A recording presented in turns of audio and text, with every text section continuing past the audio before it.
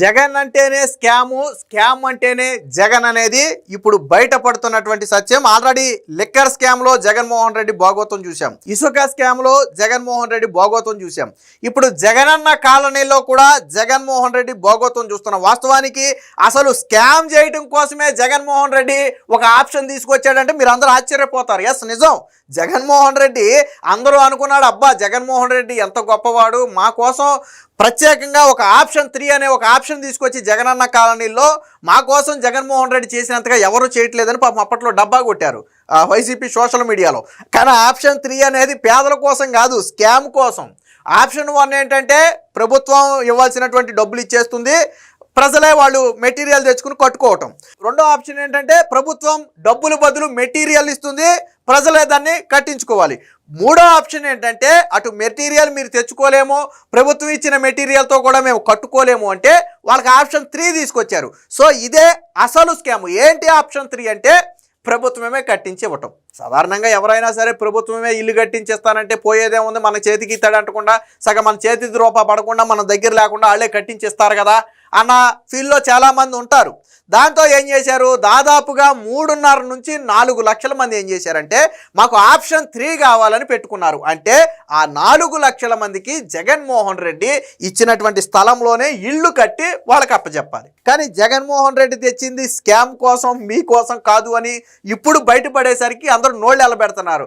అమ్మా జగన్మోహన్ రెడ్డిలో ఇంత మోసం ఉందా, ఇంత మాయ ఉందా, మేమేదో మా కోసం ఆప్షన్ 3 తీసుకొచ్చి ఆయనే కట్టేసి మా చేతిలో ఇల్లు పెడతాడు అనుకుంటే మా నుదుటికి సున్నం పెట్టాడని చెప్పి ఇప్పుడు వాళ్ళు ఆశ్చర్యపోతున్నారు. ఎందుకనంటే జగన్మోహన్ రెడ్డి తీసుకొచ్చినటువంటి ఆప్షన్ 3లో తనకు కావాల్సిన వాళ్ళకి కాంట్రాక్ట్ ఇచ్చాడు. రాక్రీట్ సంస్థ అనే ఏదో ఒక సంస్థ ఉంది, అది ఎవరిది, తోపుదుట్టి ప్రకాష్ రెడ్డి బంధువులది ఆ కంపెనీ. సో దానికి ఇస్తే అదేం చేసిందో తెలుసా, అసలు ఇళ్ళే నిర్మించకుండా, అక్కడ ఎటువంటి ఇళ్ళు నిర్మించకుండా ప్రభుత్వం నుంచి డబ్బులు వసూలు చేసేసింది. సాధారణంగా ప్రభుత్వం బిల్లులు ఎప్పుడు చెల్లిస్తుందంటే నిర్మాణ దశలో కొంత చెల్లిస్తుంది, స్లాబ్కి వచ్చాక కొంత చెల్లిస్తుంది, మొత్తం కంప్లీట్ అయ్యాక కొంత చెల్లిస్తుంది, అలా దఫదఫాలుగా చెల్లిస్తుంది.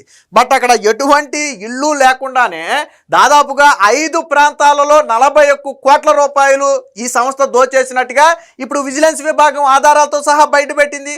ఏ ఏ ప్రాంతాలలో ఎంతెంత స్కామ్ చేశారు, ఎంతెంత మోసం చేశారు అనేది ఇప్పుడు విజిలెన్స్ అధికారులు బయటపెట్టారు.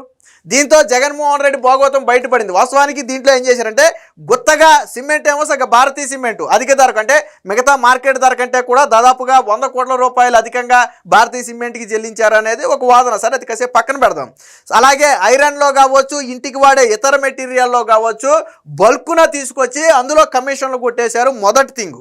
రెండోది ఏం చేశారు, ఈ నిర్మాణ బాధ్యతను వైసీపీ స్థానిక నాయకులకి వాళ్ళ కార్యకర్తలకి ఇచ్చేశారు. అంటే వాళ్ళకు నిర్మాణం చేపట్టడంలో ఎటువంటి అనుభవం ఉండదు, వాళ్ళకి ఏమీ తెలియదు కూడా.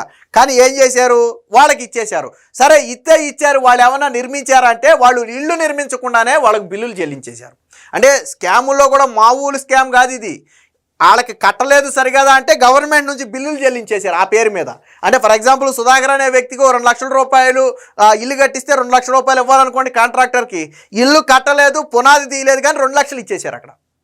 సో ఈ రకమైనటువంటి ఆ స్కాములకి అయితే పాల్పడ్డారు. దానికి సంబంధించిన వార్త కూడా వచ్చింది, ఒకసారి చూద్దాం. 5 ప్రాంతాల్లో 41 కోట్లు దోచేశారు. జగనన్న కాలనీల పేరిట చేపట్టిన ఆప్షన్ 3 ఇళ్ల నిర్మాణాల్లో దోపిడీ. కుంభకోణానికి పాల్పడ్డ రాక్రీట్ సంస్థ. ఇది వైసీపీ మాజీ ఎమ్మెల్యే తోపిదుత్తి ప్రకాష్ రెడ్డి బంధువులది. విజిలెన్స్ విచారణలో వెలుగు చూసిన అక్రమాలు రాష్ట్ర వ్యాప్తంగా దీని మీద ఇప్పటికీ 9 కేసులు అయితే నమోదు చేశారంటే తోపుదుత్తి ప్రకాష్ రెడ్డి వెనకుండి తన బంధువుల కంపెనీని రాక్రీట్ని ముందు పెట్టి ఈ 41 కోట్ల రూపాయల దోపిడీకి వాళ్ళు పాల్పడ్డారు. వైకాపా హయాంలో జగనన్న కాలనీల పేరిట చేపట్టిన ఆప్షన్ 3 ఇళ్ల నిర్మాణంలో కేవలం 5 ప్రాంతాల్లోని లేఅవుట్లలోనే 41 కోట్లు దోచుకున్నట్లుగా నిగ్గు తేలింది. మిగతా ప్రాంతాల లేఅవుట్లలో జరిగినటువంటి దోపిడీ దర్యాప్తులోకి వెలుగులోకి రావాల్సిందంటే ఇప్పటి వరకు కేవలం 5 ప్రాంతాల్లోనే ఆధారాలతో సహా పట్టుకున్నారు. మిగతా చోట్ల ఇంకా జరుగుతుంది. అదేమి అయిపోలా, అసలు బండారం బయటపడాలంటే కొద్దిగా టైం పడుద్ది, ఎంత జరిగింది ఏంటి అనేది. సో సో ఈ రాక్రీట్ సంస్థ అనేది ఎవరిదయ్యా అంటే తోపుదుర్తి ప్రకాష్ రెడ్డిది. ఏపీ గృహ నిర్మాణ సంస్థతో కుదుర్చుకున్న ఒప్పందం మేరకు ఏ ఒక్క లేఅవుట్లో కూడా ఇళ్ల నిర్మాణం పూర్తి చేయకుండా భారీ కుంభకోణానికి పాల్పడిందని వెల్లడైంది. విజిలెన్స్ అండ్ ఎన్ఫోర్స్మెంట్ విభాగం విచారణలో వెలుగు చూసిన అక్రమాల ఆధారంగా రాష్ట్ర వ్యాప్తంగా వివిధ జిల్లాల్లో రాక్రీట్ సంస్థ దాని డైరెక్టర్లు ప్రతినిధులపై మొత్తం 9 కేసులు అయితే నమోదు చేశారు. సో ఎక్కడ ఎలా దోచేశారనేది దానికి సంబంధించి ఇక్కడ ఒక ఇచ్చారు చూడండి.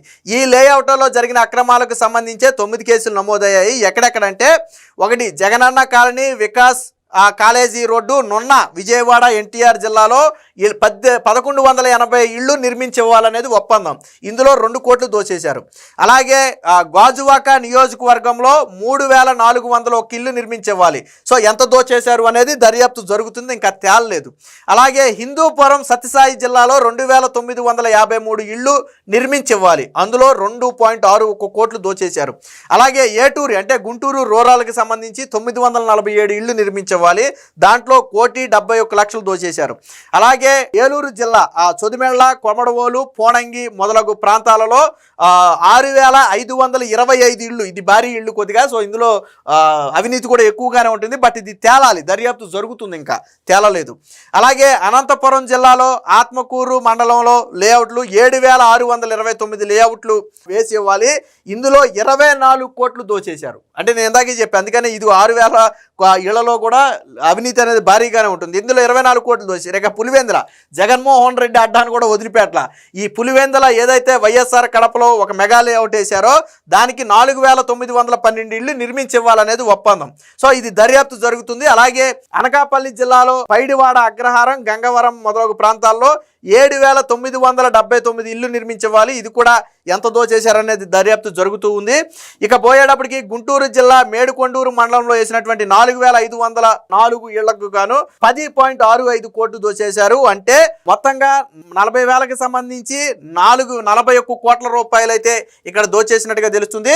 వాస్తవానికి ఇళ్లన్నీ కూడా ఒప్పందం ప్రకారం 6 నెలల్లో పూర్తి చేసి లబ్ధిదారుల చేతిలో పెట్టాలి. ఇది రాక్రీట్ సంస్థతో గృహ నిర్మాణ సంస్థ చేసుకున్నటువంటి ఒప్పందం. అంటే అక్కడ నిర్మాణం చేపట్టినటువంటి 6 నెలల్లో లబ్ధిదారుడికి ఇల్లు ఇవ్వాలి. కానీ 6 నెలలు కాదు కదా, 26 నెలలైనా కానీ అక్కడ ఇల్లు నిర్మించి ఇచ్చే పరిస్థితి లేదు, ఇవ్వలేదు కూడా. సో దానికి సంబంధించి ఎక్కడెక్కడ ఏ లేఅవుట్లలో ఎంత దోచేశారు అనేది కూడా ఇక్కడైతే చెప్పారు. ఎగ్జాంపుల్కి ఇక్కడ ఒకటి చూడండి. గాజువాక నియోజకవర్గం నడుపూరు లేఅవుట్స్లలో 3,401 ఇళ్ల నిర్మాణాన్ని 6 నెలల్లో పూర్తి చేసి అప్పగించేలాగా ఒప్పందం కుదుర్చుకుంది. కానీ ఒక్క ఇల్లు అయినా నిర్మించలేకపోయింది. 1179 ఇళ్లను పునాది స్థాయిలోను 1970 ఇళ్లను ప్లింత్ బీమ్ స్థాయిలో అంటే భీమ్ స్థాయిలోను వదిలేసింది. ఇక ఎన్టీఆర్ జిల్లాలోకి వచ్చేటప్పటికి రామరప్పాడు దగ్గర 1180 ఇళ్లను చేపట్టి ఒక్కడి కూడా పూర్తి చేయలేదు. పనులు జరిగినట్లుగా చూపించి బిల్లులు తీసేసుకున్నారు. నేను ఇందాక అదే చెప్పింది, పనులు చేయకపోయినా గవర్నమెంట్ బిల్లులు చెల్లించేసింది. ఎందుకని తోపుదుర్తి ప్రకాష్ రెడ్డికి చెందినటువంటి సంస్థ అది రాక్రీట్ అనేది, కాబట్టి వాళ్ళకి బిల్లులు చెల్లింపులు జరిగిపోతాయి. ఇక జగన్ సొంత నియోజకవర్గం అయినటువంటి పులివెందుల మెగా లేఅవుట్లలో 4,912 ఇళ్లు నిర్మాణానికి కాంట్రాక్టు తీసుకుంటే మధ్యలోనే వదిలేసి ఒప్పందం ప్రకారం ఇళ్లు పూర్తి చేయలేదు, కానీ డబ్బులు మాత్రం దోచేశారు. సేమ్ అనంతపురం కూడా అంతే, ఇల్లు తీసుకుని వదిలేశారు. అలాగే సత్యసాయి జిల్లా హిందూపురం దగ్గర కూడా ఇదే ఒప్పందం. నిధులు మెటీరియల్ను గృహ నిర్మాణ సంస్థ అందించినప్పటికీ కూడా పూర్తి చేయకుండా వదిలేశారు. ఇక్కడ దాదాపుగా 74 మంది లబ్ధిదారులు అయితే దీనిలో అయితే ఫిర్యాదు చేయడం జరిగింది. అలాగే ఏలూరు జిల్లా అంటే మొత్తంగా రాష్ట్ర వ్యాప్తంగా ఎక్కడా కూడా వదిలిపెట్టలేదు. ఈ రాక్రీట్ అనే సంస్థ ఏదైతే తోపుదుర్తి ప్రకాష్ రెడ్డి బంధువులకు చెందినటువంటి ఈ రాక్రీట్ సంస్థ ఉందో దీంతో అప్పటి గృహ నిర్మాణ శాఖ ఒప్పందమే ఒక పెద్ద స్కాము. ఆ రోజు బిల్లులు చెల్లింపులలో గృహ నిర్మాణ శాఖ కీలక పాత్ర పోషించింది. పనులు చేయకపోయినా ఇళ్ల నిర్మాణాన్ని మధ్యలోనే వదిలేసిన ఒప్పందం ప్రకారం బిల్లులు చెల్లించారు. ఈ మేరకు కోట్ల రూపాయలు రాష్ట్ర ఖజానాకైతే నష్టం జరిగింది. ఇటు రాష్ట్ర ఖజానాకి నష్టం, అటు లబ్ధిదారులకి ఇప్పటికీ ఇల్లు చేతికి రాలేదు. సో అన్ని రకాలుగా కూడా నష్టం జరిగింది. మొత్తంగా ఈ స్కాముకు సంబంధించి విజిలెన్స్ అండ్ ఎన్ఫోర్స్మెంట్ విభాగం అయితే కీలకమైనటువంటి దర్యాప్తునైతే చేయడం ప్రారంభించింది. దీనికి సంబంధించి దర్యాప్తు ఇంకా కొంత ముందుకు సాగుతుంది. ఈ దర్యాప్తు పూర్తయిన తర్వాత ఏసీబీ లేదా సిఐడి చేత మరింత లోతు దర్యాప్తు చేయించమని చెప్పి నివేదిక కూడా ఇచ్చే అవకాశం ఉంది. మొత్తంగా ఈ జగనన్న కాలనీలలో ఆప్షన్ 3 అనేది అతిపెద్ద స్కామ్ అని ఇప్పుడు స్పష్టంగా అర్థమవుతుంది.